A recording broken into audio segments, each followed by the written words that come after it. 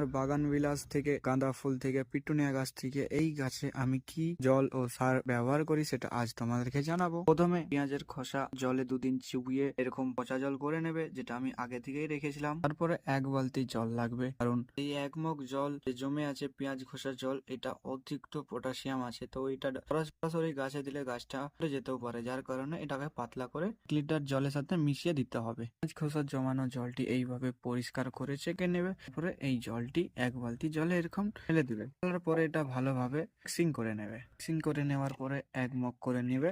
তারপর প্রত্যেকটি গাছে স্প্রেও করতে পারো, আমি সরাসরি গাছে দিয়ে দিচ্ছি 1 মগ জল একটি টবে।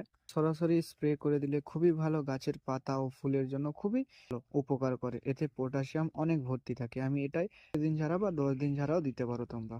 আচ্ছা, আমার বাগান বিলাসটা অনেক বড় হয়েছে, যাতে অনেকদিন দেওয়া হয়নি। সেই চন্দ্রমল্লিকা গাছে এটা তো জল দেওয়া হয়নি, আমি সম্পূর্ণ জলটা এটাতে দিয়ে দিলাম। ভালোভাবে এরকম 2 লিটারের জলের বোতলে সাথে